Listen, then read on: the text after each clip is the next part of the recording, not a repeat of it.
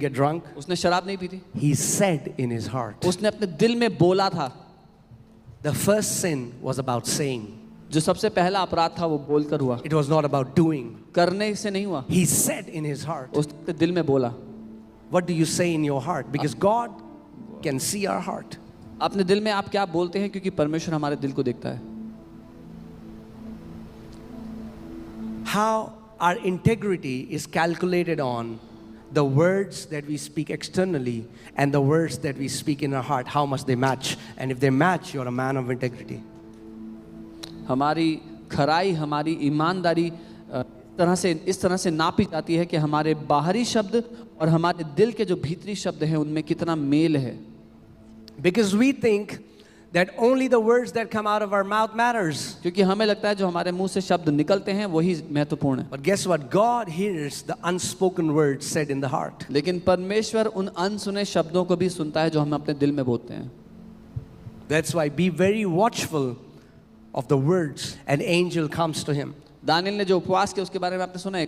स्वर्गदूत उसके पास आता है, वो उपवास करता है, 10 दिन बाद स्वर्गदूत आता है. And when I read a scripture, I was amazed because I thought angel came because Daniel fasted. और जब मैंने एक वचन उसमें पढ़ा तो मैं हैरान हो गया, क्योंकि मुझे लगा स्वर्गदूत इसलिए आया कि दानियल ने उपवास किया. But when the angel came to Daniel, do you know what he said? लेकिन जब स्वर्गदूत आया, आपको पता है उसने क्या कहा दानियल से? He said, I have come because of your words. उसने कहा मैं तेरे शब्दों की वजह से आया हूँ. Your words can lose angels to work on your behalf, or your words can empower demons to work against your life. आपके शब्द स्वर्गदूतों को आपके जीवन में काम करने के लिए खोल सकते हैं, या फिर आपके शब्द दुष्ट आत्माओं को ताकत दे सकते हैं आपके जीवन के विरोध में आने के लिए. Because of your words. आपके शब्दों के द्वारा. So it also means demons, but it also means you're going to office and you know there is a bunch. And you kind of are influenced by them and they're influencing you. The Bible says, shut your mouth when you're with them. Don't say anything so that you agree with them and become one among them. और इस वचन के दोहरा मतलब ये है, पहला तो ये कि दुष्ट आत्माएं हमारे सामने होती हैं अदृश्य दुनिया में, तो हम गलत शब्दों के द्वारा उनको ताकत ना दें अपने जीवन के विरोध में. और दूसरा, मान लीजिए अगर आप दफ्तर जाते हैं और ऐसा झुंड है जिनके साथ आप उठते बैठते हैं, आप संगति करते हैं, जो लोग बुरी भली बातें करते हैं, दूसरों की चुगली करते हैं, बुराई करते हैं, आप जब उनके सामने जा रहे हैं तो अपने मुंह को बंद कर ले, कि गलती से भी उनके साथ आप सहमत होकर उनमें एक ना हो जाओ. Amen.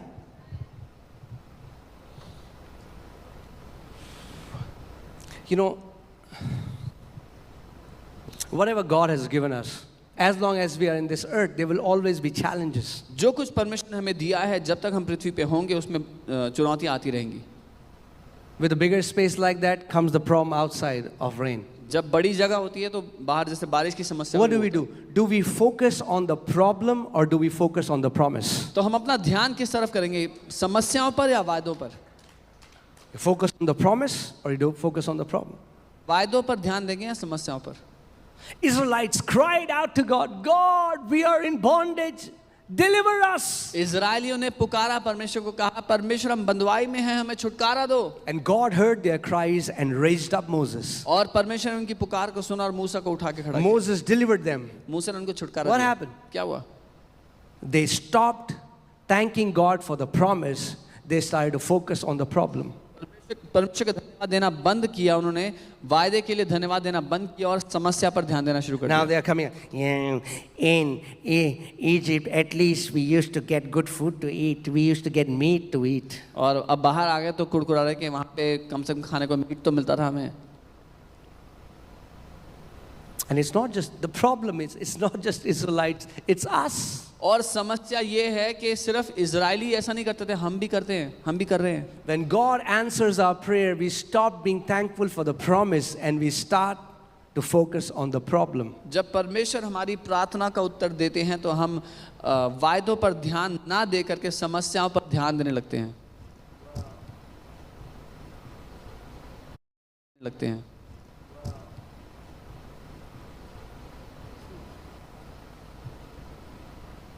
And soon the joy is gone. और जल्द ही उसका जो आनंद है वो छिन जाता है.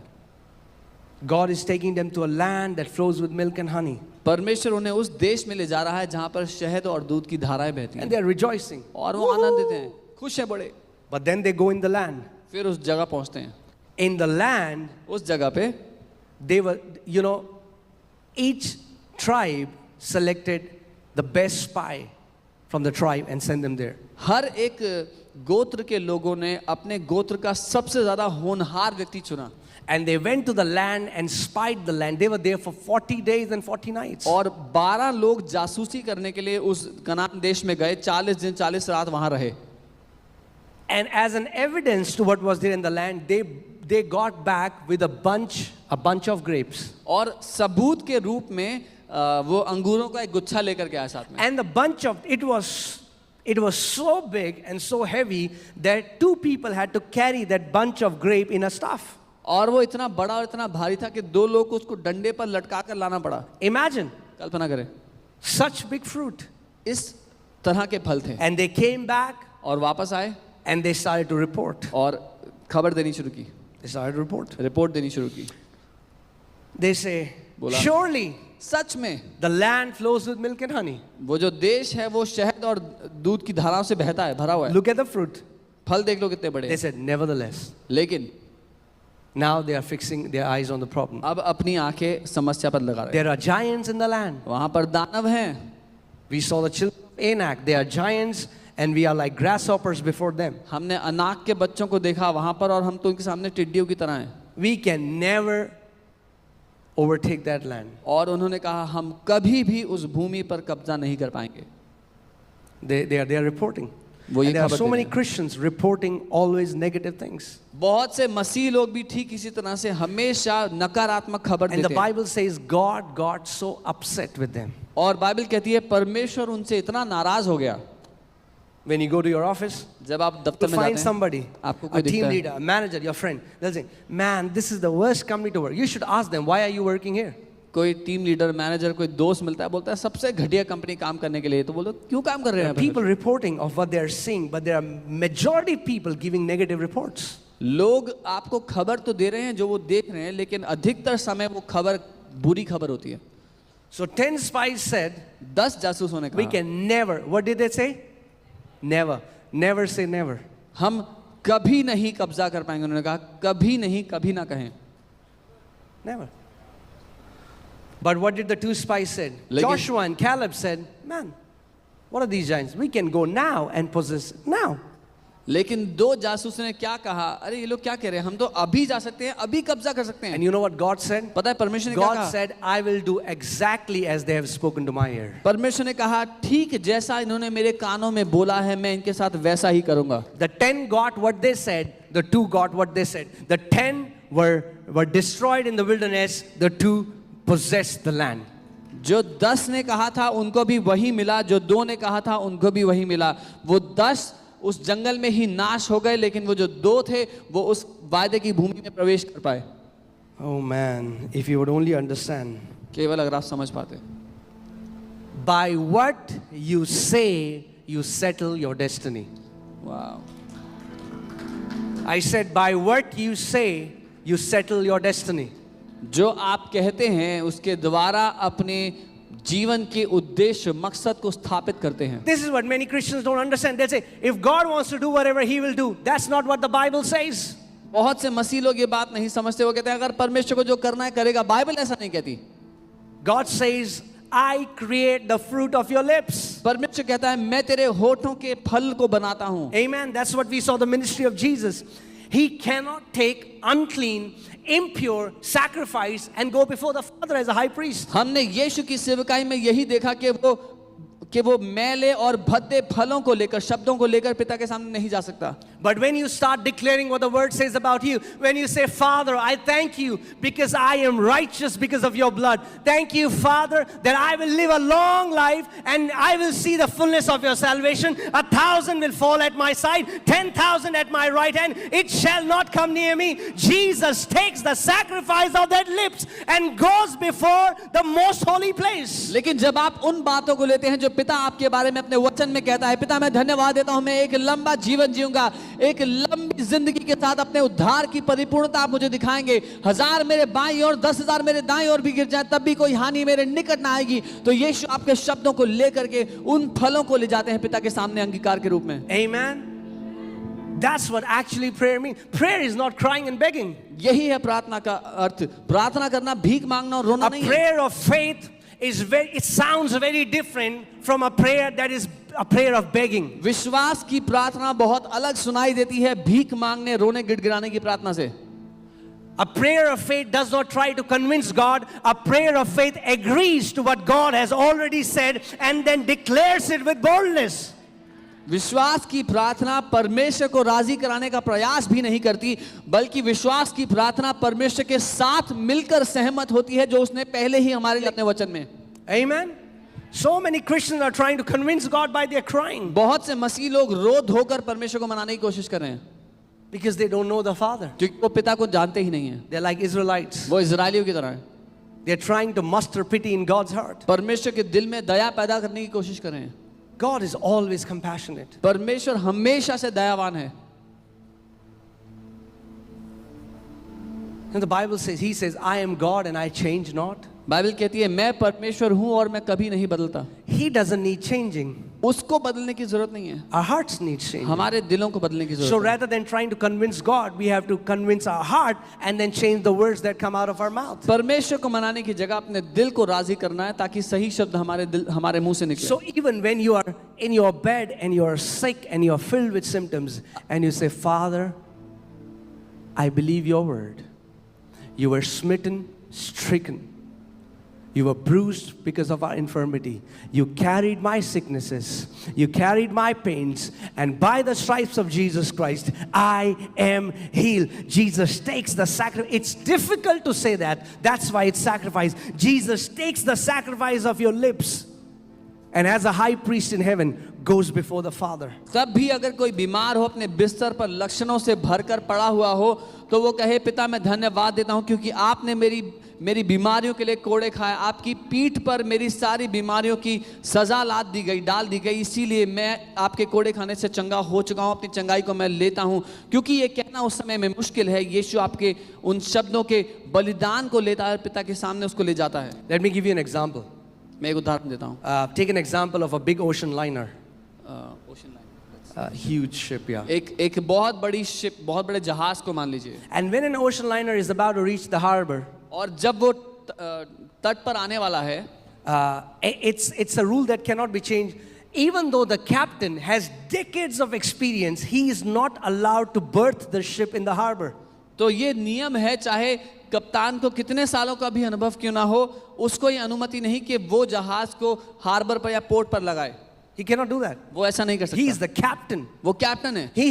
Maybe he has 50 years. He's the best captain. But there is a rule that's unwavering. He cannot berth the ship on the harbor. A pilot has to come on board. He will do that. चाहे उसको 50 सालों का अनुभव क्यों ना हो, लेकिन उसको अनुमति नहीं है कि वो जहाज को पोर्ट पर ला सके। एक पायलट को आकर के ऐसा करना पड़ता है।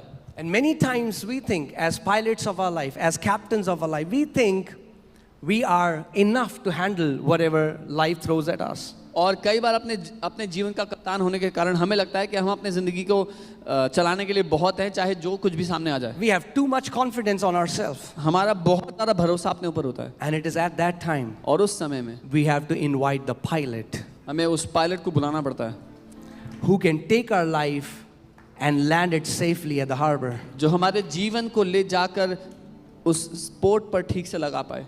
Guess who the pilot is? कौन है वो पायलट? The Holy Spirit. पवित्र आत्मा। When you humble yourself जब आप अपने आप को नम्र and you करते say, हैं, Holy Spirit, कहते हैं पवित्र आत्मा, I invite you मैं आपको आमंत्रित करता हूँ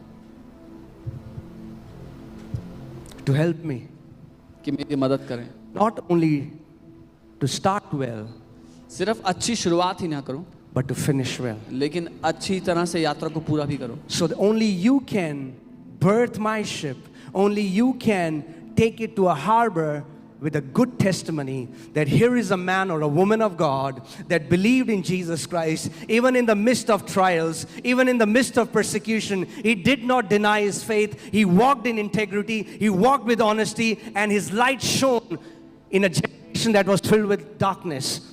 And only Holy Spirit can do that. ताकि जब आप मेरी गवाही को पूरा करते हैं तो मेरी ये गवाही रहे कि ये है परमेश्वर का जन, परमेश्वर की वो बेटी, उसका वो बेटा जिसने अपनी यात्रा को अच्छे से पूरा किया, आपके वचन पर भरोसा किया, जो कुछ आपने उसके विषय में कहा उसको पूरा किया, अपने विश्वास योग्यता से अपने जीवन को पूरा किया।